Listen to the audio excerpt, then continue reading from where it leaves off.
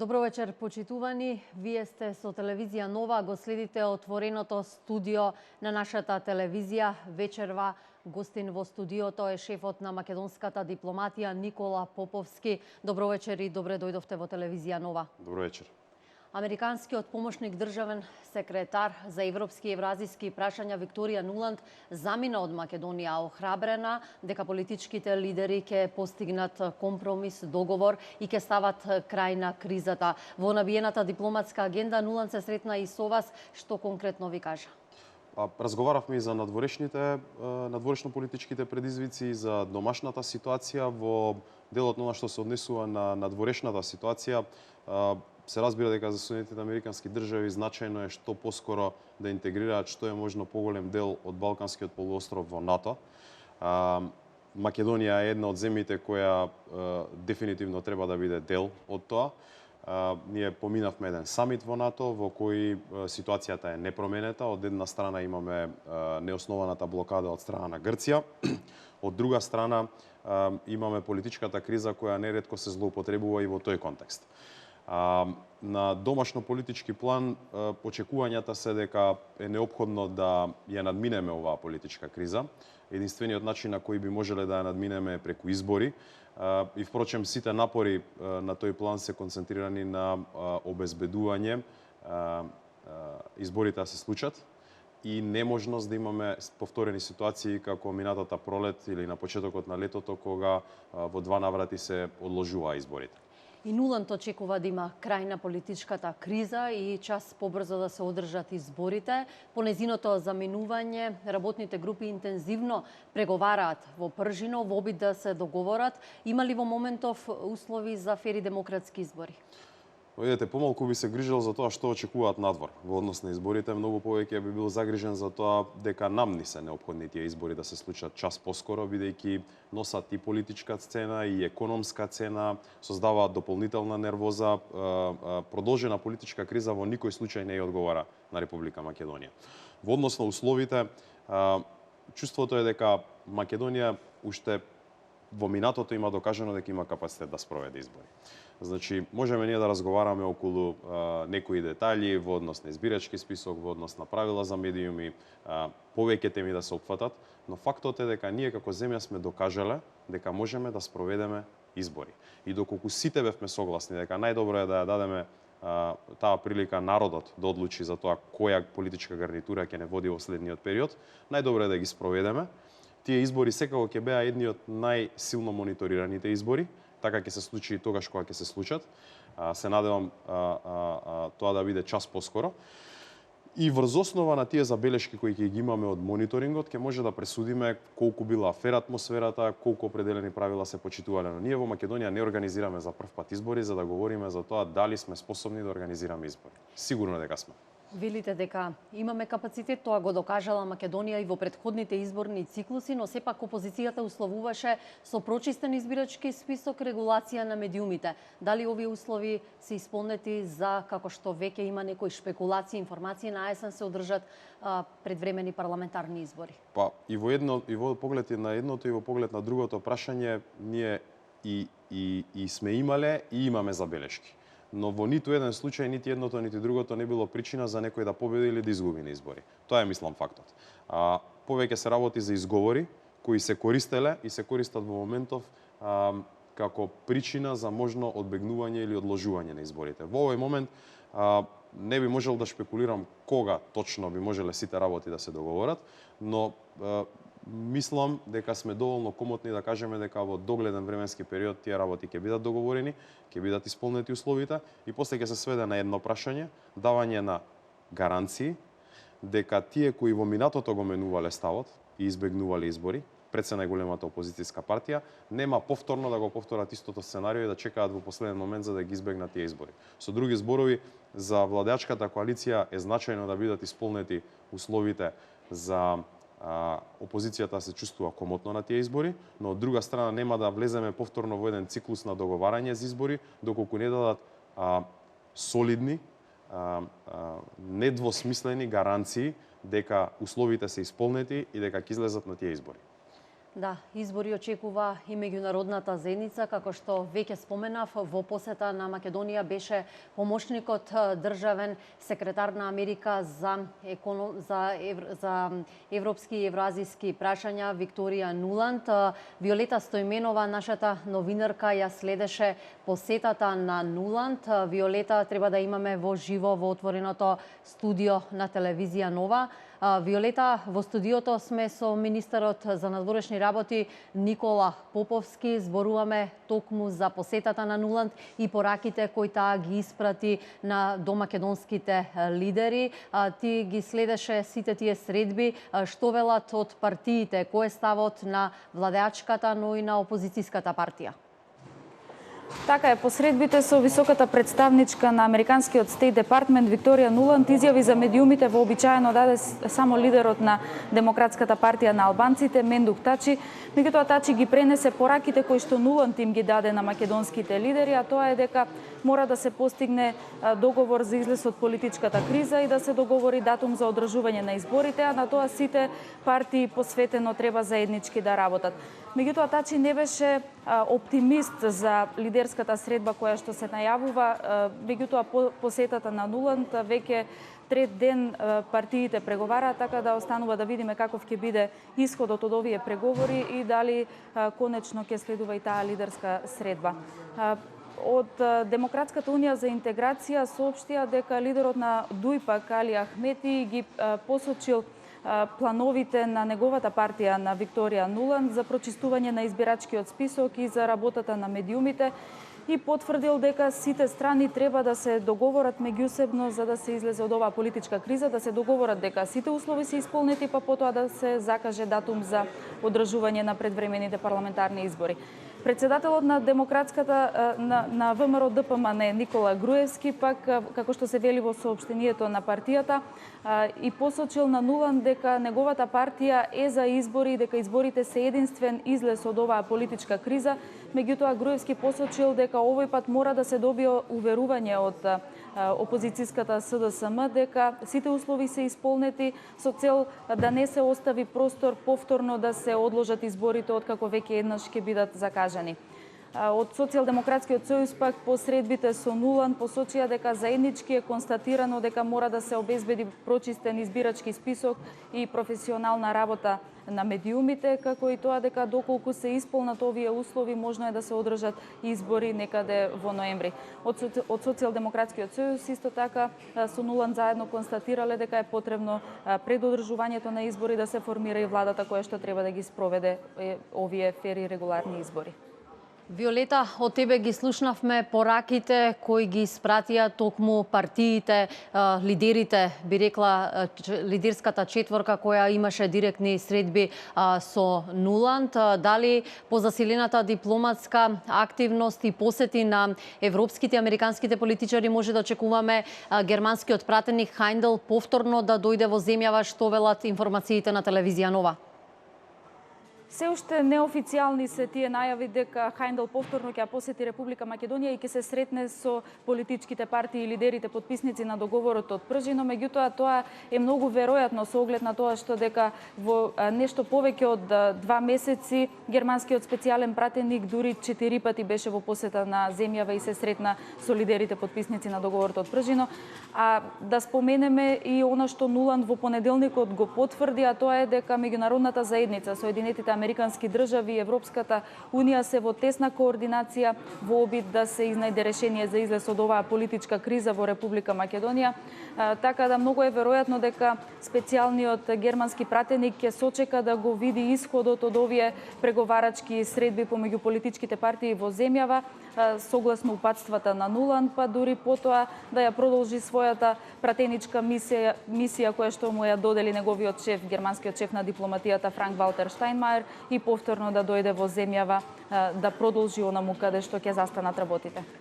Благодарам. Виолета Стоименова, директно од дескот на телевизија Нова за пораките кои ни ги донесе и ни ги испрати овде во земјава Нуланд, како и најавите за посета на германецот Хајндел. Подоцна ќе разговараме и за неговите средби, евентуалното повторно доаѓање во земјава. Се чини домашната криза ни го отежна и европскиот пат. Многу дилеми, шпекулации во јавноста за секнување на европските пари, за проблематизирање на користење на овие средства од типа кои досега и беа на располагање на Македонија. Се проблематизирали позицијата, загрозена ли е позицијата на Македонија кон европските пари? Веројатно најголемата штета која трпиме од политичката криза е токму на европски план. Доколку во изминатите 6-7 години единствената причина која се наведуваше заради неотпочнување на процесот на преговори беше блокадата која ни има поставено Грција од првата препорака која има дадено комисијата во 2009. Сега веќе многу повеќе се зборува за негативните последици од политичката криза. Цената која ја плаќаме вклучително се однесува и на европскиот контекст. Во делот на фондовите и располагањето со европските средства, од една страна има редица на објективни пречки кои се валидни колку за Македонија, толку и за останатите земји кандидати, бидејќи имаме нов инструмент за поддршка на пристапувањето, ИПА 2 инструментот. Во него постојат поголеми механизми за ограничување на средствата во фаза на програмирање, зависно од тоа колкава е реализацијата и колкави се ризиците да не може да се реализираат некои проекти. Македонија една од цените која ја плаќа е и намалување на потенцијалот за трошење, значи не зборуваме за кратење на средства кои ние ги имаме. Ова е некој план во кој Европската комисија вели ќе ставиме толкава сума на пари на ваше располагање. Доколку чувствуваме дека немате потенцијал или има определени потешкоти за реализација, тој план ќе го скратиме. Што не значи дека во иднина ние не можеме да го зголемиме, односно да ги вратиме тие средства. Но на краток рок цената е притисок врз намалениот капацитет на земјата да апсорбира европски средства. Со други зборови, единствениот начин за ова да го решиме е надминување на политичката криза, зголемување на довербата и повторно враќање во оној циклус на реализација. Нас премногу не чинеше и оној период во кој повеќе од 6 месеци имавме влада со контролни механизми кои беа воспоставени за реализација на избори. Од една страна изборите не ги реализиравме, од друга страна во услови во кои имате заменици министри кои може да блокираат во рамки на Министерството за финансии или обратно во други институции, автоматски тоа ви се одразува на капацитетот за апсорбција или за трошење на европски средства. Цената која плативме е токму овие средства кои сега ни се намалени од програмираната сума. Кога имаме неединство дома, цената која плаќаме надвор е многу висока. Ваква порака вие испративте токму од самитот на НАТО кој минатата недела се одржа во Варшава. Очекуваше ли Македонија повеќе од овој самит? Точно е тоа, бидејќи доколку ги погледнете самите заклучоци, никој нема дилема дека доколку Македонија го надмине наметнатиот и неразумен спор во однос на името, во истиот момент ќе стане земја членка на НАТО алијансата. Но заклучоците беа многу подолги од тоа. Поради ситуацијата која имаме дома, многу други актери се обидуваат да ви ги прошират заклучоците, да наметнат дека главен фактор е политичката криза, несогласувањето помеѓу политичките партии и така натаму. Тука има една јасна дистинкција, доколку имате политичка криза во земја членка на НАТО алијансата, тогаш ќе ја дефинираат само како политичка криза. Доколку сте земја кандидат и имате политичка криза, тогаш тоа е причина за не влегување во НАТО, за дополнителни драми, многу подалеку сежни се последиците.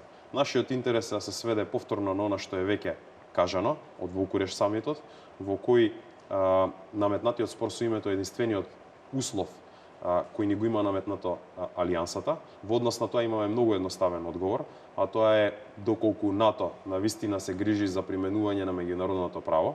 Ние имаме пресуда на Меѓународниот суд на правдата, кој не се однесува на сите членки на алијансата, но се однесува конкретно на земјата која го има наметнато заклучокот од Букурешт.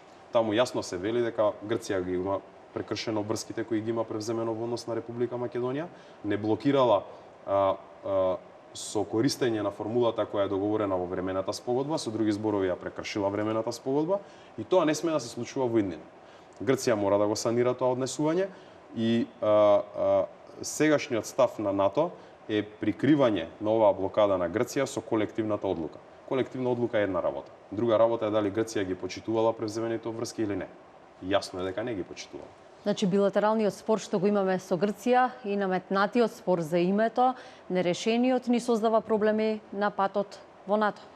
Тоа е факт, но во меѓувреме заклучоците на НАТО самитите од самит во самит се прошируваат и на последниот самит многу повеќе време е посветено на политичката криза, отколку на овој главен фактор поради кој ние сме надвор од НАТО.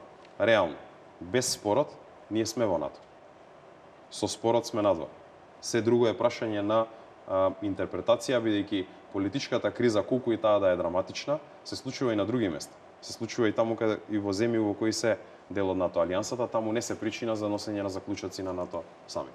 Добро, имаме ли поддршка од НАТО кога станува збор за учеството во мировните мисии? Македонија знаеме дека изминативе 14 години беше верен партнер на алијансата.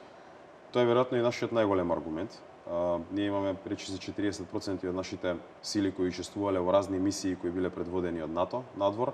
Сме биле еден од 5 најголеми учесници во НАТО мисии и во Ирак и во Авганистан во однос на број на учесници по глава на жител, по големина на земјата.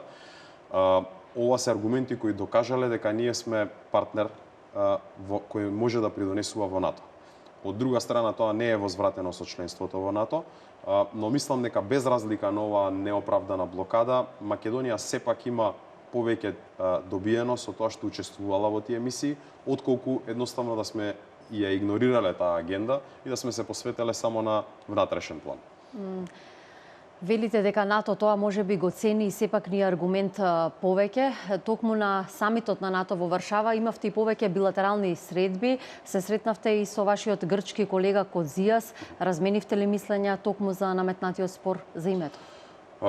Мислам дека ова е период во кој и ние сме најмногу посветени на внатрешните предизвици, но и Грција несомнено е премногу преокупирана со внатрешните проблеми кои ги имаат во Грција. Ова не е момент во кој не знам колкаво ниво на енергија може да се инвестира на надминување на меѓународни проблеми. Дополнително нова Грција е прилично ангажирана и во други спорови, особено околу Кипар, околу должничката криза, аранжманите со Европската унија и така натаму. Што значи не би можело да се каже дека ова е период во кој не знам колкави очекувања би може да се креираат на тој фронт. Тоа зашто разговаравме со него е повеќе во доменот на зголемување на довербата и зголемување на соработката помеѓу двете држави.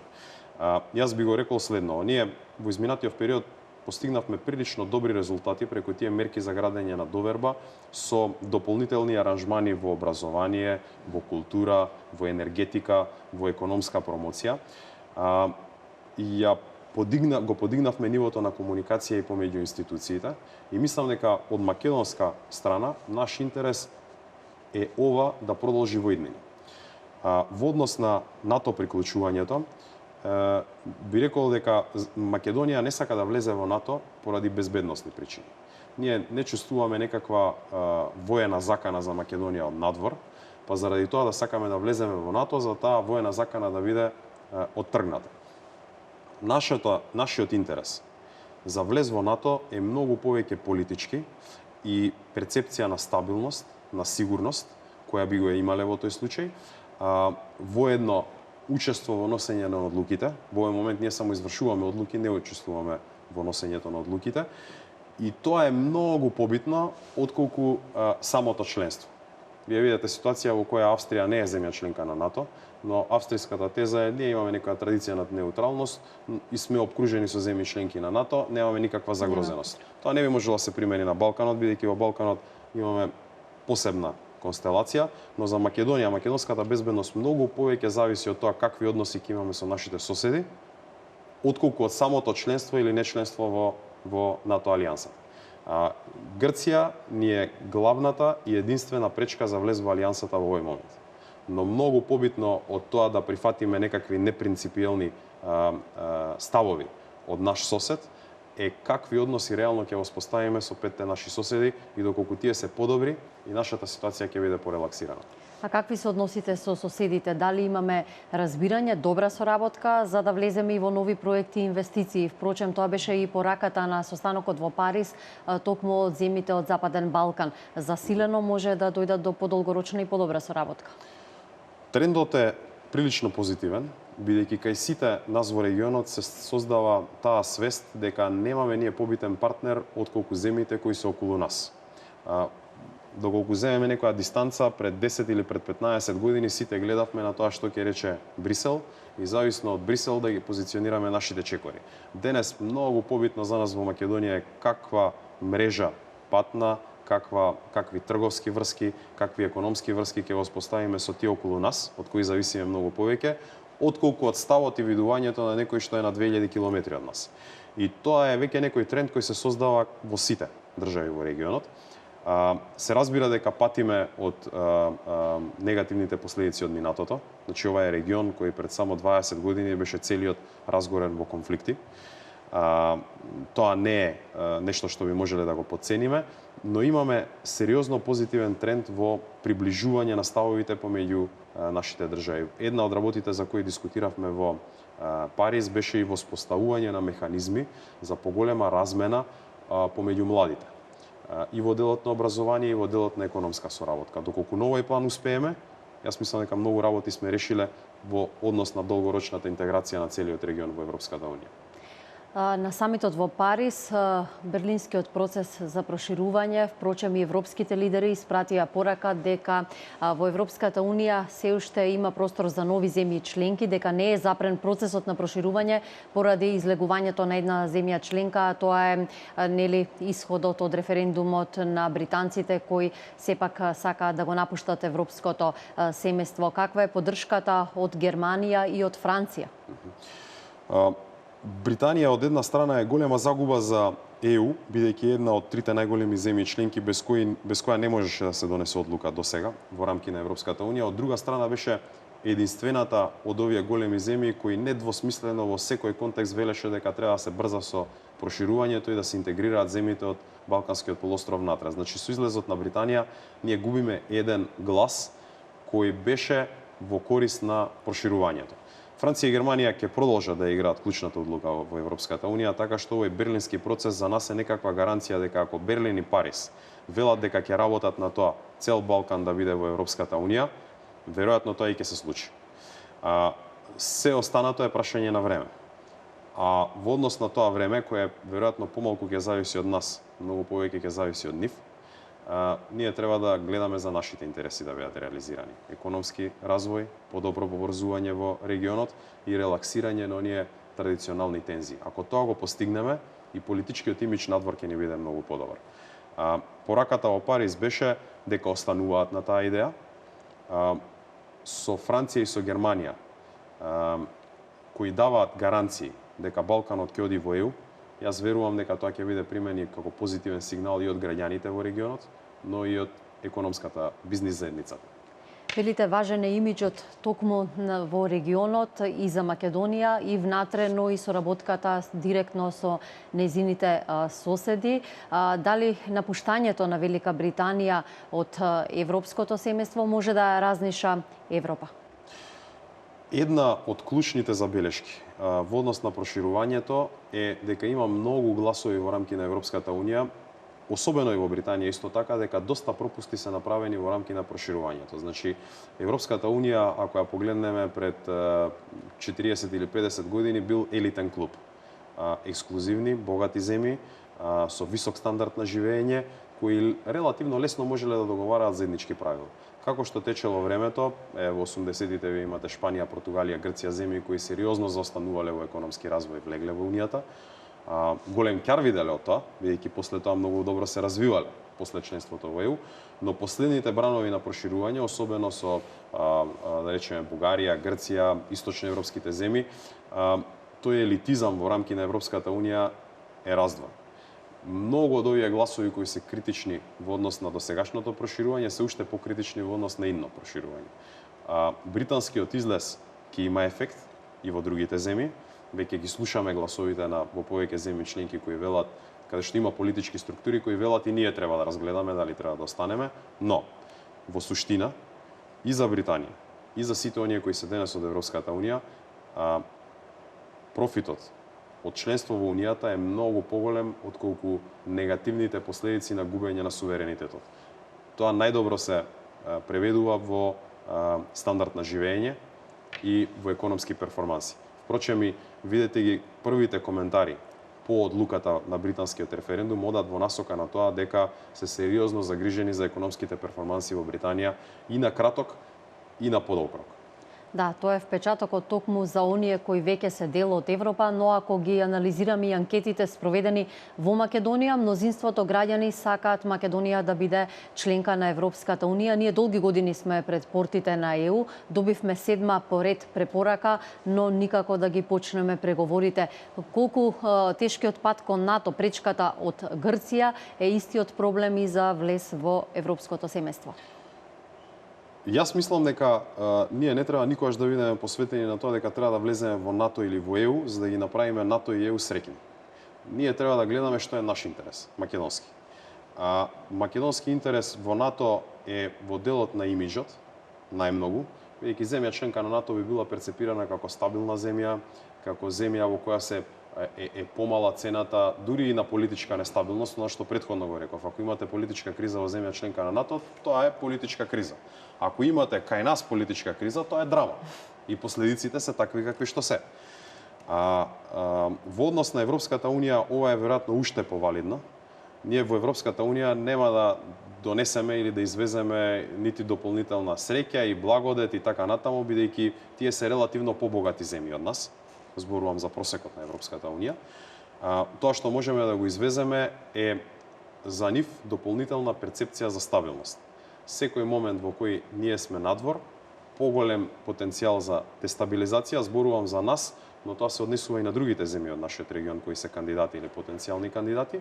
И на некој начин за нив е тоа осигурителна полиса дека нема да видат повторно дестабилизирање на Балканот.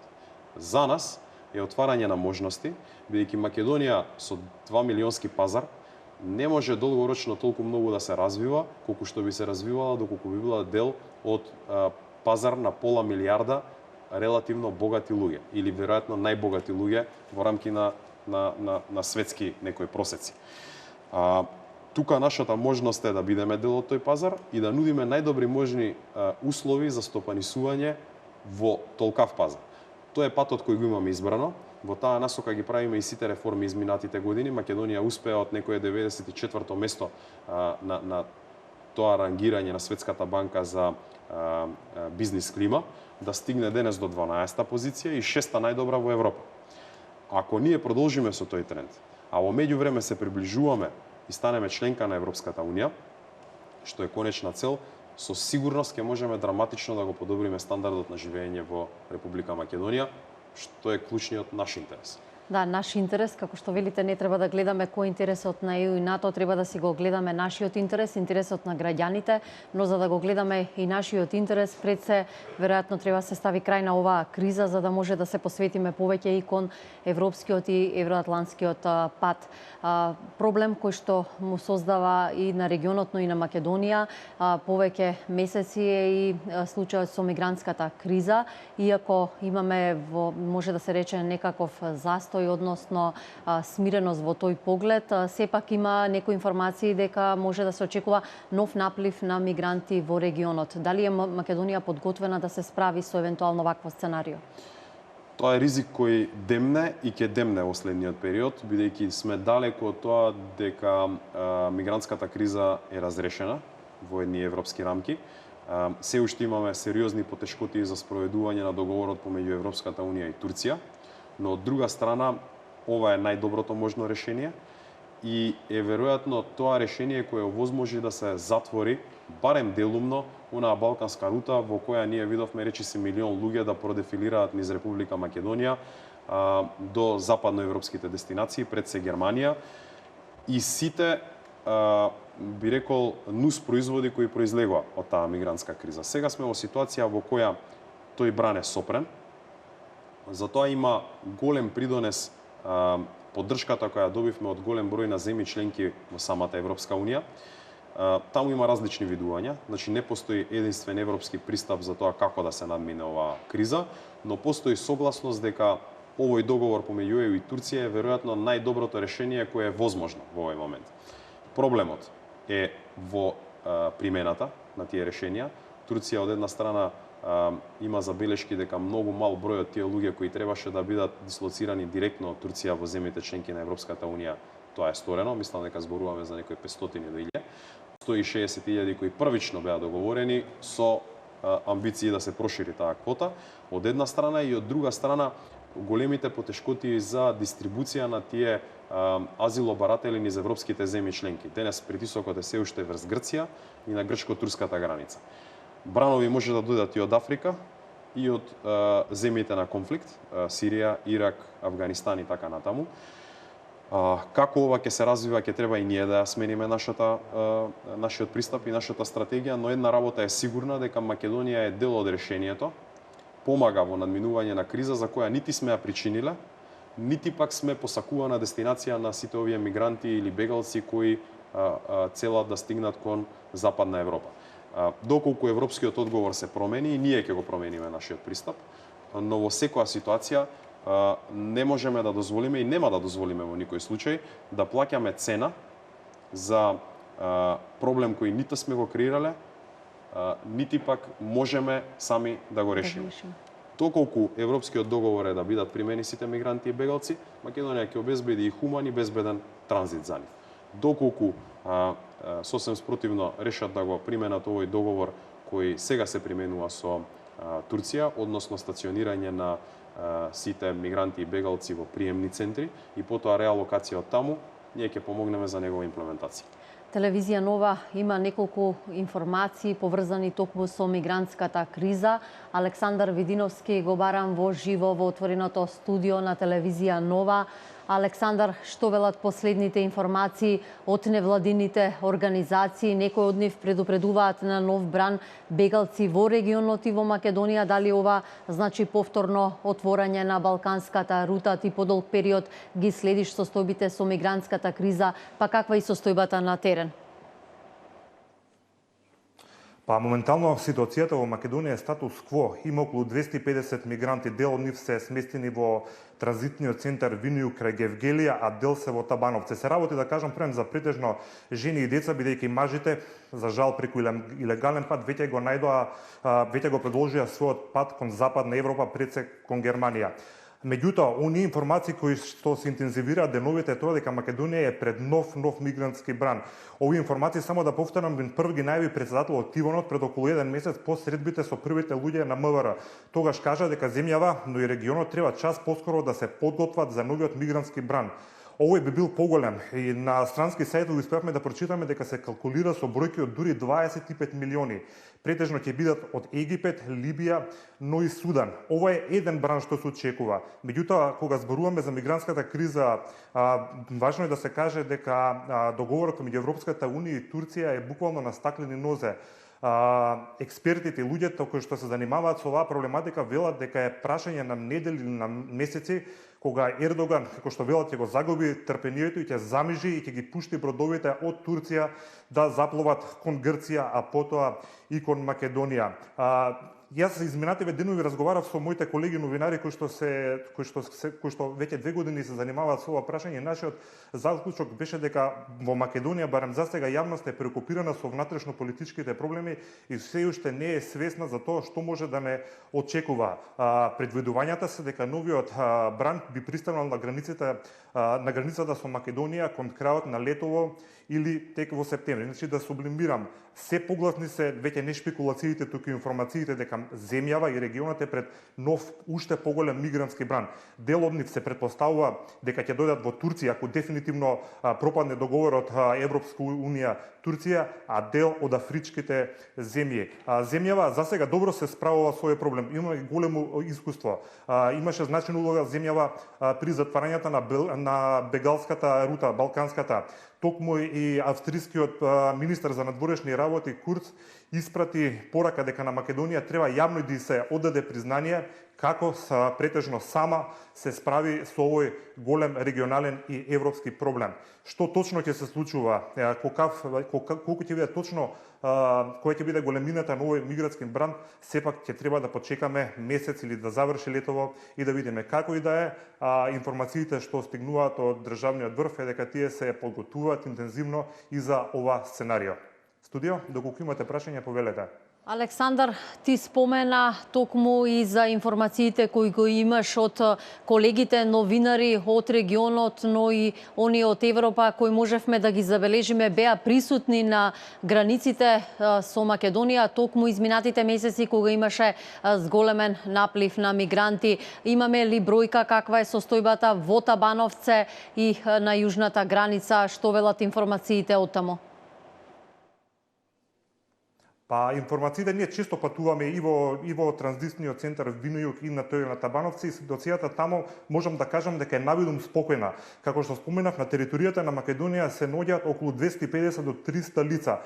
Ќе повторам, претежно жени и деца, бидејќи мажите најчесто ги користат услугите на криумчарите и го продолжуваат својот пат кон Западна Европа. Јас неколку пати бев конкретно на Табановци, таму има дечиња, претежно од Сирија, кои веќе 6 месеци се заглавени во овој транзитен центар. Веќе деца веќе научија да зборуваат и македонски, гледавме и како пеат македонски песни, така што нивната судбина најверојатно ќе биде определена со политичко решение. Инаку кога зборуваме за напливот на очекувањата за нов мигрантски бранд, само да кажам дека не само Македонија, туку и целиот регион се мобилизира. Покрај Македонија и Словенија и Унгарија, а последните најави кои стигнуваат се дека и Србија и Хрватска ќе подигнат исто така бодликава жица со цел да ја заштитат својата територија од евентуалниот нов голем мигрантски бранд. Унгарија, земјата која што прва изгради ваква ограда, донесе одлука да ја вклучи армијата во обезбедување на границата. До сега таа беше на самата гранична линија, меѓутоа сега добија наредба унгарските војници да се распоредат и 8 километри во длабочина на Унгарија. Така што сите оние мигранти или бегалци кои ќе успеат да ја пробијат или да ја прескокнат жичаната ограда, сега се случуваат со една длабинска контрола од унгарската армија, се фаќани и се враќани во Србија. Инаку само да споменам дека можеби повторно се интензивира и притисокот на бегалците кон Србија. Утрово прочитавме сите информација дека за жал едно девојче е удавено откако брод со 10 мигранти се превалтера во близината на островот Лесбос. Ова можеби да се толкови како оние први сигнали дека мигрантите повторно почнуваат со бродови преку Турција да пристигнуваат во Грција, а потоа и во Европа. Студио? Александар Видиновски, благодарам за информациите кои ги сподели со нас на оваа тема за мигрантската криза. Ке разговараме и со нашиот гостин, министерот за надворешни работи Никола Поповски. Правиме куса пауза за реклами и продолжуваме со разговорот.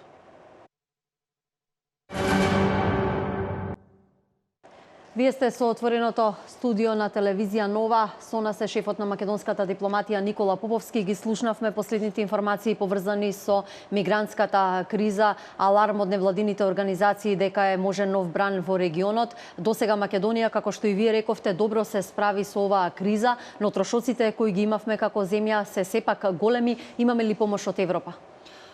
Начално имаме во текот на оваа година, што не беше случај претходно. Од аспект на Европската Унија, тие ги ставаат сите трошоци на едно купче, односно велат толку и толку евра биле потрошени за справување со мигрантската криза. Од аспект на држава, ние имаме поинакво видување во однос на тоа, бидејќи голем дел од тие средства се стеваа во организации кои го помагаат хуманиот третман, но не водат сметка или не се насочени кон државните институции во Република Македонија. Оваа година тоа е различно, бидејќи од почетокот на годината ставија на располагање еден пакет од 9+1 милион евра за директна помош на македонските институции и на земјите членки кои ни помагаат во обезбедување на границата. Значи тука имаме средства наменети за македонски полицајци или полицајци од Австрија, Словачка, Полска и така натаму кои обезбедуваат границата.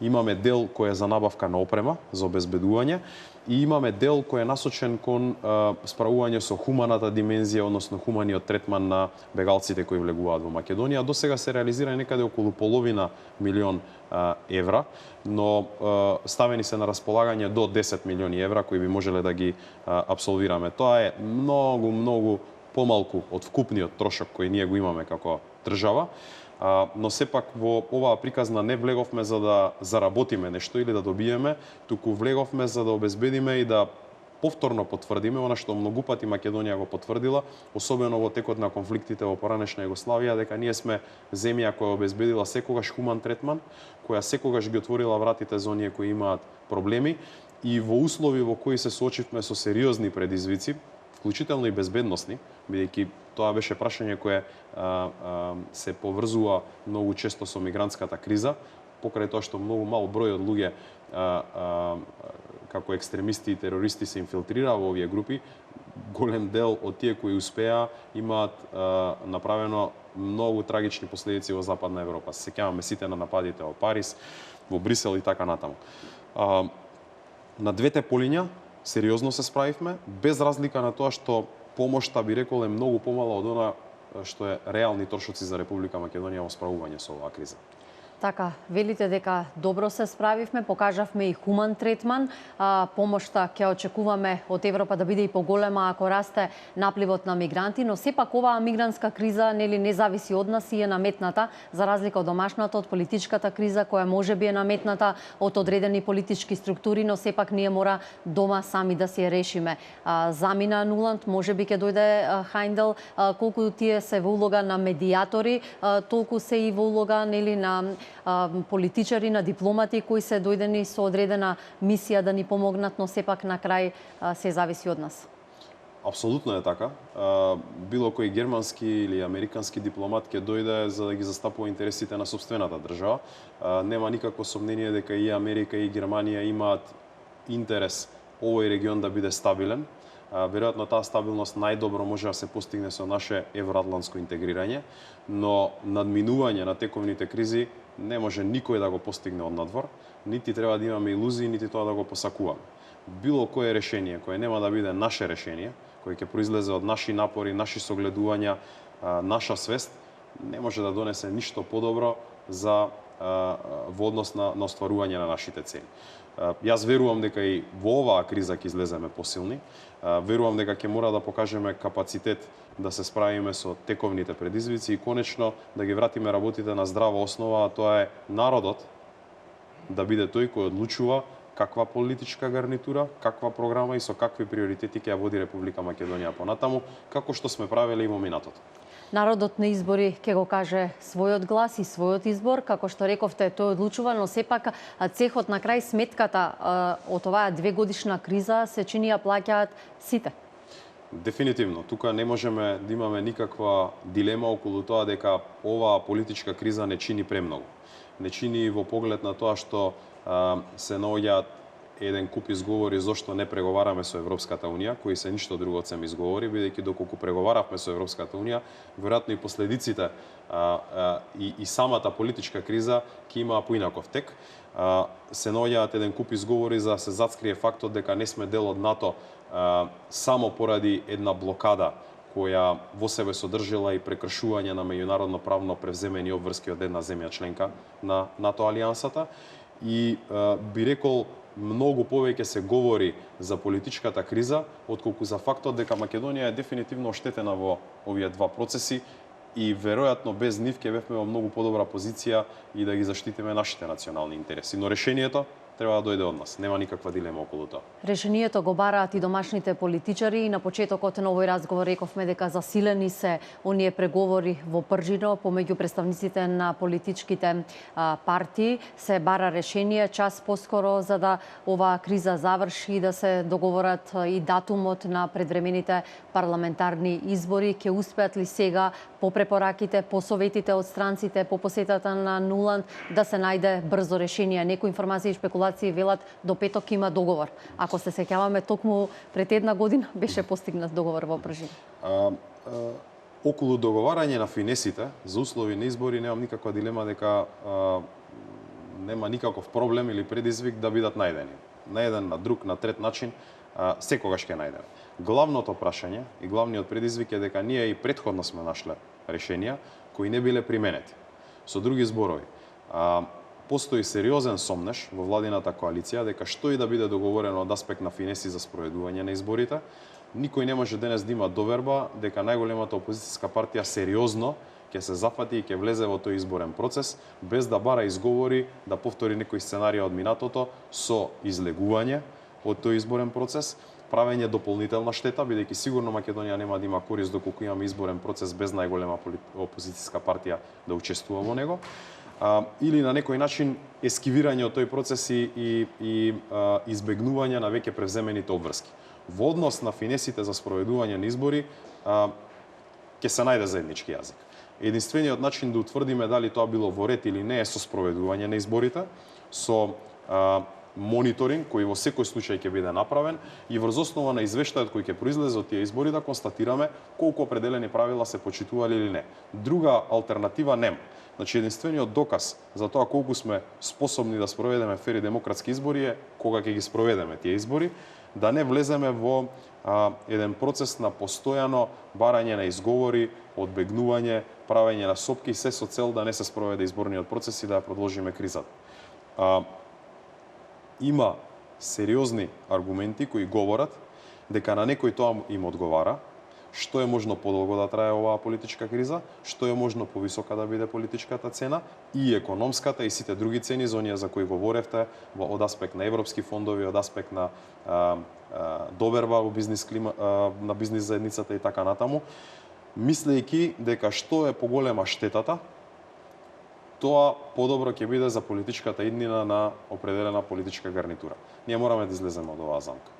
Тоа е наш стратешки интерес. Тоа го очекуваат и граѓаните, но и бизнисмените кои сакаат сигурност, и домашните, но и странските кои сепак ја одбираат Македонија како дестинација за вложување, за правење бизнис. Тие сакаат известност и политичка стабилност. Два пати досега беа одложени датумите за одржување на предвремените парламентарни избори. Дали сега изборниот циклус може да очекуваме дека датумот кој ќе биде договорен во Пржино помеѓу лидерската четворка ќе биде почитуван, или како што велите и овој пат може би да има некои отстапки и проблематизирање се со цел за да се продлабочи оваа криза?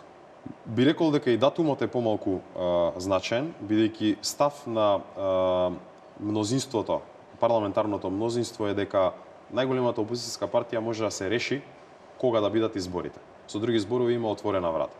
Доколку се реши да бидат сега, доколку подоцна, на есен, на пролет, до година, во 2018, кога и да се реши е во ред, но треба да излезе сериозно и да каже да, ние се обврзуваме дека ќе учествуваме во овој изборен процес тогаш и тогаш. Ова е, мислам, еден луксус кој многу малку опозиции во светот го имаат, да може да определат кога ќе се случат изборите.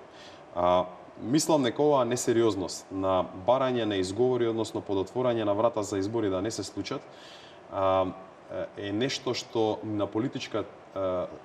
на политичка сцена нема да се исплати.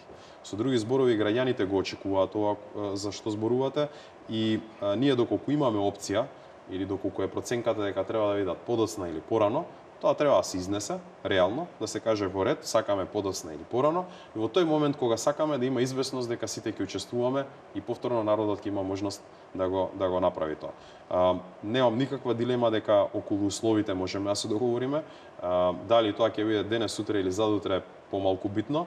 Исто така е помалку битно и кога ќе се договориме да се случат изборите, но да воспоставиме некои правила на известност.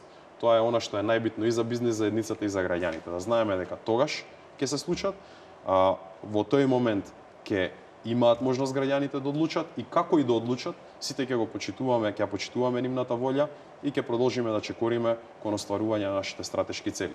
Ова е најдобрата рецепта која може да имаме во ваква политичка криза. Од неодамна сте и подпредседател на владата, но како шеф на македонската дипломатија, во фокус ви се сепак дипломатските активности, агенди, но се чини овој период сепак сте сите фокусирани повеќе на домашните случувања. Што иди, на кои се предизвиците за вас? Па, веројатно, нашата надворешна политика денес е жртва на внатрешно-политичките предизвици. Гледате дека на надворешен план и во НАТО, и во ЕУ, и во билатералната соработка се е ставено во контекст на условите за надминување на политичката криза. Мислам дека во тој поглед имаме уште поголем интерес час поскоро да се внесе известност за тоа кога ќе имаме избори, како ќе биде надмината политичката криза, бидејќи има многу фактори кои сакаат да разводнат аргументацијата зошто сме надвор од НАТО и не водиме преговори со Европската Унија. Ние треба да се вратиме повторно на чиста ситуација во која политичката криза нема да биде ставана во контекст на заради политичката криза не сме во НАТО, што е определена илузија бидејќи земји членки на НАТО имаат политички кризи. Од друг аспект, наш придонес во тој процес ќе биде нашиот придонес во тој процес ќе биде најголем доколку ние сме на масата седнати. Во крајна линија било каков исход да имаме од било кои избори во Македонија и било која политичка гарнитура да е, ние како држава ќе плаќаме цех доколку не најдеме начин самите да ја надминеме оваа политичка криза. И на надворешен план ќе бидеме секогаш блокирани, обструирани, а многу други кои сакаат да ни го успорат тој пат ќе ја користат политичката криза како изговор за немање на напредок. Ова е, мислам, приоритетот на краток рок, за да можеме да ги оствариме долгорочните приоритети во што е можно по известно окружување. Зборувавме за домашната политичка криза, за изборите, за перспективите за членството во Европската Унија и НАТО. Уште една куса пауза и ја завршуваме вечерашната емисија.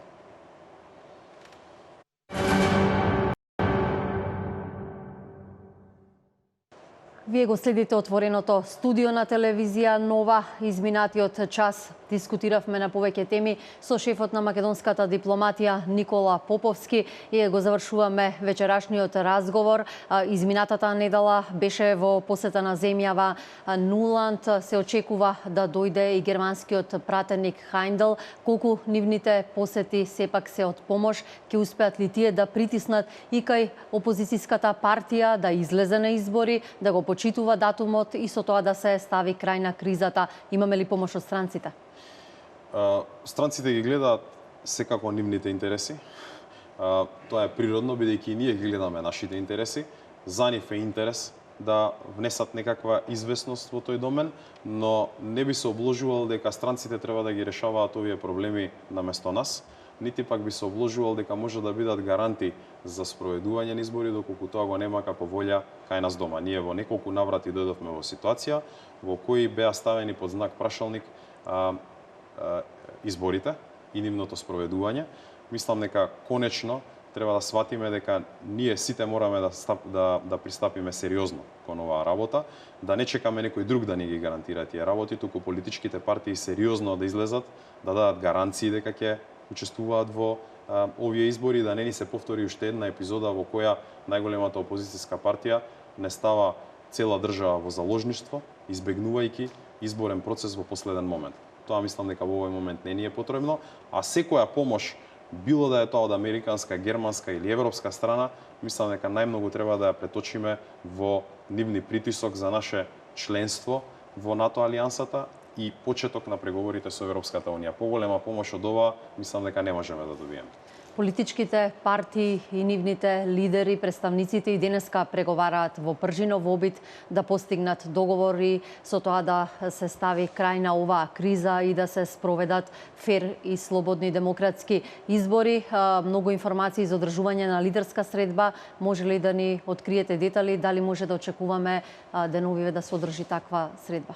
Па не мислам дека најмногу треба да се посветиме на тоа. Мислам дека многу повеќе или побитен аргумент во целата приказна е да добиеме солидни гаранции дека доколку оние кои ги бараа предвремените избори, најголемата опозицијска партија, се сериозни околу нивно спроведување. Доколку навистина тоа го посакуваат, потребно да дадат определени гаранции, јавни, кои ќе бидат на некој начин гарант за нивното спроведување и да не ни се повтора сценаријата од минатото. Доколку тоа се случи, дали тоа ќе биде направено со лидерска средба, дали со изјави, дали со на некој начин упатени гаранции кон јавноста, е помал проблем. Поголемиот проблем е навистина да почувствуваме сигурност дека овој пат нема да биде целата македонска јавност изиграна, како што тоа беше случај со повлекувањето во последен момент од 2 датуми кои беа договорени за избори во Македонија. Имам впечаток од целиот овој разговор дека оптимизмот не само кај странските дипломати, туку го има и кај вас, но сепак дека се е во рацете на политичарите и тие да се држат до дадениот збор. Мислам дека таа е лекцијата која научивме во изминатиот период, дека било каква неизвестност, било каква несериозност, а во изминатиот период барем 2 пати се покажа непочитување на веќе дадениот збор во однос на спроведување на избори, ние зголемува цената. Доколку сме сериозни дека оној кој треба да одлучи за тоа каде ќе се движи државата, која политичка гарнитура ќе ја води државата е народот, тогаш мислам дека сите треба да расчистиме со тоа во кој правец треба да се движиме во следниот период. Ви благодарам за разговорот и што бевте дел од отвореното студио на телевизија Нова. Благодарам на поканата. Почитувани, можевте да го слушнете разговорот со шефот на македонската дипломатија Никола Поповски. Зборувавме за домашната политичка криза, за излезот од неа, за спроведувањето на фер и демократски избори, за патот на Македонија кон Европската унија и НАТО. Ви благодарам што не гледавте, останете со телевизија Нова.